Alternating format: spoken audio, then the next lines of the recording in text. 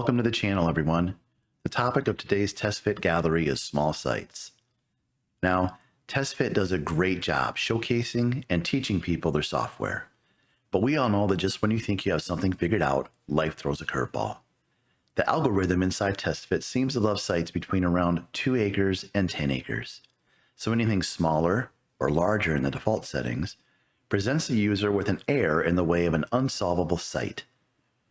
The first thing to know is, when you see this red symbol either in the middle of your site or in the error tab, do not panic. The very first time I used TestFit, this is the error I received. I didn't know what the error meant or even where it was coming from. I thought it was broken. Turns out though, you just need to learn the nuances that make small sites easier to tackle. Number 1, preset type. If you're trying to place a site type that simply cannot fit, say a donut, wrapped parking garage, or podium, TestFit cannot present a solution because it's theoretically impossible to build that building type there. So what do we need to do? Simply pick a different preset type. Or, according to TestFit's own error solutions page, select the garage tab and change the type from structural rectangle to structural fill. Similarly, selecting a more appropriate product type, say Gerben or even garden, will immediately let us know just how tight our site may be. It may be much tighter than we anticipated, to the point it's not even solvable for the type of product we wanted to use. Number 2, setbacks.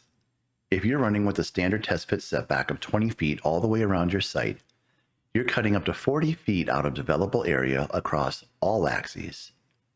On a large or even medium-sized site, this doesn't matter. But on a small site, this may prove it to be unsolvable. Of course, you need to know the actual setbacks to enter into TestFit based on zoning and the location in which you're working. Don't forget, it may be worthwhile to talk to the authority having jurisdiction to verify what the actual setbacks are. During that conversation, you might find out those setbacks are negotiable or open to variances to accommodate the type of product you're wanting to design. Whatever your situation may be, know your setbacks. If you don't know, ask. Number 3, depths. Make sure you really get to know the balconies, unit depth, and core depth input. First, balconies. Balconies are standard in TestFit. You can toggle them off or back on in the unit's input panel, or you can alter the balcony inset depth or balcony depth to decrease the overall depth of the building. Next, unit depth. Under dynamic units, you're able to change the unit depth. Keep in mind that this does not change the unit square footage, so the units will get wider as the depth decreases and narrower as the depth increases. Lastly, core depth. In the vertical input panel, make sure you explore what changing the depth of the vertical cores does to your overall building footprint. Number 4, manual mode. There's more than one way to take matters into our own hands in TestFit, and the first way can be the simplest.